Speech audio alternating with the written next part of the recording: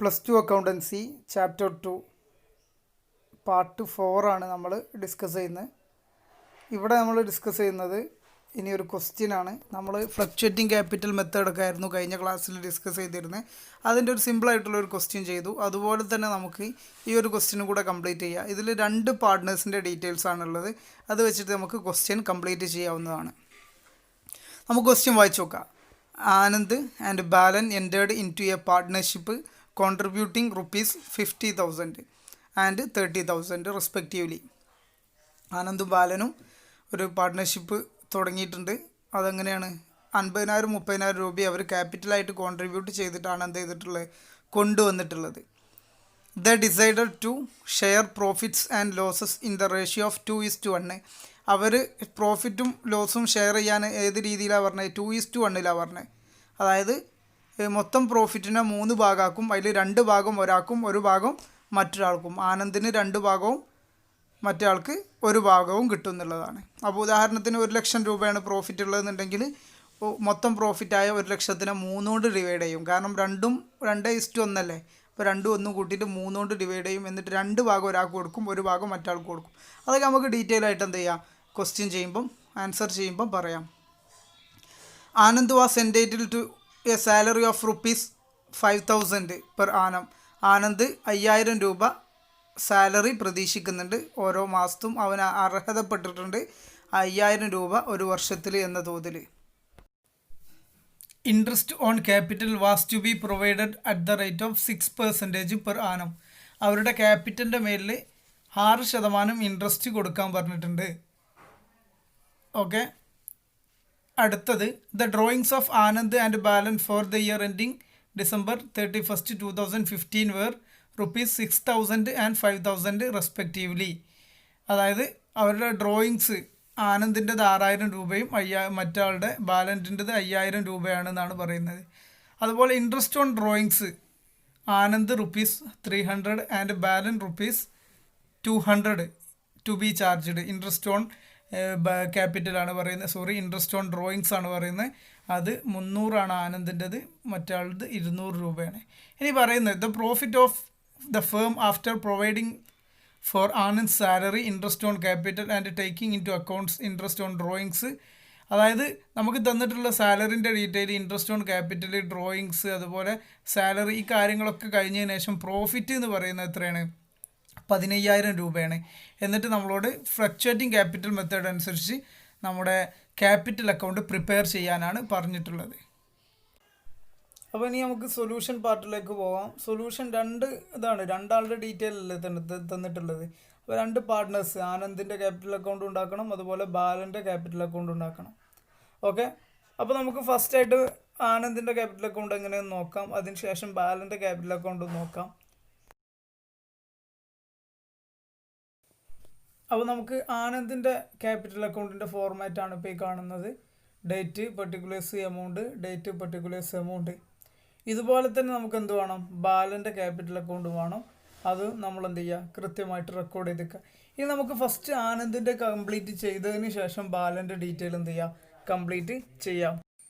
അതിനുവേണ്ടി നമുക്ക് ആദ്യം ക്വസ്റ്റ്യൻ എടുത്ത് നോക്കുക. ക്വസ്റ്റ്യനിൽ പറഞ്ഞ ആദ്യ data Anand and Balan entered into partnership contributing ₹50,000 and 30,000 respectively. ഇവിടെ എന്താണ്? ആനന്ദിൻ്റെ കോൺട്രിബ്യൂഷൻ എത്രയാണ്? 50,000 രൂപയാണ്. അപ്പോൾ അത് നമ്മൾ ഡീറ്റെയിൽ എന്ത് ചെയ്യണം, റെക്കോർഡ് ചെയ്ത് വെക്കണം. അത് റെക്കോർഡ് ചെയ്ത് വെച്ച് ആനന്ദിൻ്റെ ക്യാപിറ്റൽ അക്കൗണ്ടിൽ ക്രെഡിറ്റ് സൈഡിൽ ക്യാഷ് എന്ന് പറഞ്ഞിട്ട് 50,000 രൂപ നമ്മൾ എഴുതി വെച്ചു. ആ എമൗണ്ടാണ് നമ്മൾ ക്രെഡിറ്റ് ചെയ്യാന്ന് പറഞ്ഞാൽ ആനന്ദിൻ്റെ എമൗണ്ട് കൂടുകയാണല്ലോ, ക്യാപിറ്റൽ എമൗണ്ട് കൂടുകയാണല്ലോ. ആ രീതിയിൽ ക്യാഷ് എന്ന് കോൺട്രിബ്യൂട്ട് ചെയ്തതല്ലേ, അതുകൊണ്ട് ആ എമൗണ്ടാണ് നമ്മൾ എഴുതി വെച്ചിട്ടുള്ളത്. ശേഷം Anand was entitled to salary of ₹5,000 per annum എന്ന് പറയുന്നുണ്ട്. അപ്പോൾ ഈ എമൗണ്ട് നമ്മൾ എന്ത് ചെയ്യുക, സാലറി എന്ന് പറഞ്ഞിട്ട് ക്രെഡിറ്റ് സൈഡിൽ 5,000 രൂപ റെക്കോർഡ് ചെയ്തു വെക്കുക. സാധാരണ പറഞ്ഞ പോലെ തന്നെയാണ് പാർട്ട്നേഴ്സിൻ്റെ ക്യാപിറ്റൽ എമൗണ്ട് കൂടുകയാണ് ചെയ്യുന്നത്. ഓക്കെ. അടുത്ത പറയുന്നത് എന്താ, the interest on capital was to be provided at the rate of 6% per annum. Capital എത്രയാണോ അതിൻ്റെ 6% ഇൻട്രസ്റ്റ് ഓൺ ക്യാപിറ്റൽ ആർക്ക് കൊടുക്കണം, പാർട്ട്നേഴ്സിന് കൊടുക്കണം എന്ന് പറയുന്നത്. അങ്ങനെ ആകുമ്പോൾ എന്ത് ചെയ്യുക, നമ്മുടെ ക്യാപിറ്റൽ എമൗണ്ട് എത്ര, 50,000 രൂപ, അതിൻ്റെ 6% എത്ര, 3,000 രൂപ. അങ്ങനെ ഇൻട്രസ്റ്റ് ഓൺ ക്യാപിറ്റൽ എന്ന് പറഞ്ഞിട്ട് നമ്മൾ എന്ത് ചെയ്യുക, ക്രെഡിറ്റ് സൈഡിൽ അത് റെക്കോർഡ് ചെയ്യുക. നോക്കിയാൽ മനസ്സിലാവും, നമ്മൾ ക്രെഡിറ്റ് സൈഡിൽ ഇൻട്രസ്റ്റ് ഓൺ ക്യാപിറ്റൽ എന്ന് പറഞ്ഞിട്ട് 3,000 രൂപ റെക്കോർഡ് ചെയ്തിട്ടുണ്ട്. അടുത്തത് ക്വസ്റ്റ്യൻ വായിച്ചു നോക്കുക. The drawings of Anand and Balan for the year ending എത്ര പറയുന്നത്, വാസ് ₹6,000 ആൻഡ് 5,000. അപ്പം ആനന്ദിൻ്റെ നമ്മൾ നോക്കുന്നത്, ആനന്ദിൻ്റെ എത്ര, 6,000 ആണ്. അത് നമുക്ക് എന്ത് ചെയ്യുക, നമ്മുടെ ഇതിൽ റെക്കോർഡ് ചെയ്ത് നോക്കാം. അതിനുവേണ്ടി നമ്മൾ ആനന്ദിൻ്റെ ക്യാപിറ്റൽ അക്കൗണ്ട് എടുത്തു. ഡ്രോയിങ്സ് എന്ന് പറഞ്ഞാൽ അയാൾ പിൻവലിച്ച് പോയതാണല്ലോ, അപ്പോൾ അയാളുടെ ബാലൻസ് കുറയുക ചെയ്യുക. കുറയുന്നതിന് നമ്മൾ എന്താ ചെയ്യേണ്ടത്, ഡെബിറ്റ് സൈഡിൽ റെക്കോർഡ് ചെയ്യണം. ക്യാപിറ്റൽ കുറയാൻ ഡെബിറ്റ് സൈഡിൽ റെക്കോർഡ് ചെയ്യണം. 6,000 രൂപ ആനന്ദിൻ്റെ ഇതിൽ നമ്മൾ എന്ത് ചെയ്തു, റെക്കോർഡ് ചെയ്ത് വെച്ചു. ക്ലിയർ ആണ്, കൺഫേം ആണ്, ഓക്കെ അല്ലേ.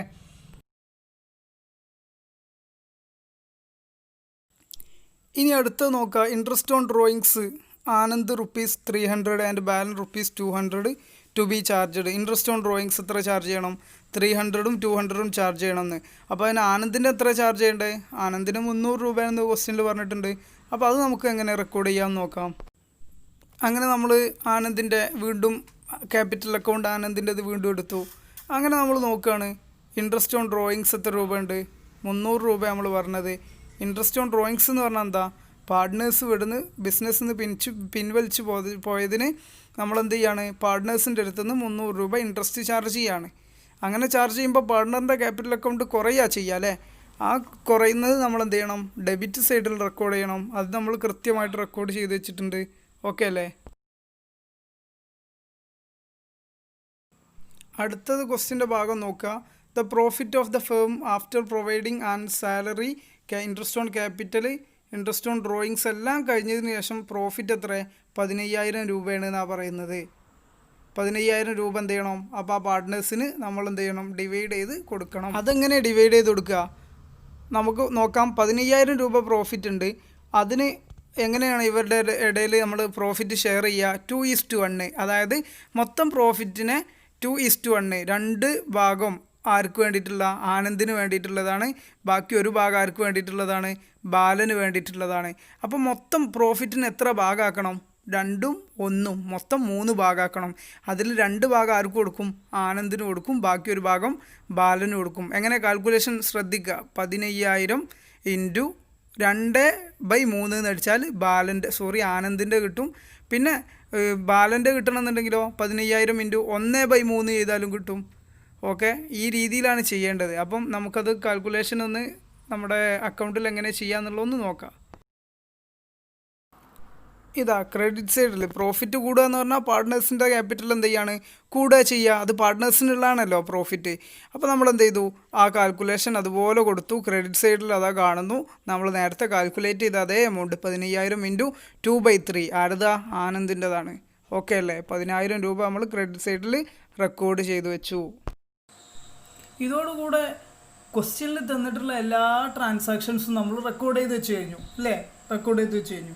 ഇനി നമുക്ക് എന്താ ചെയ്യാനുള്ളത്, അതിന് ടോട്ടൽ കണ്ടുപിടിക്കാം. അങ്ങനെ ക്രെഡിറ്റ് സൈഡിൽ ടോട്ടൽ 68,000 വരുന്നത്.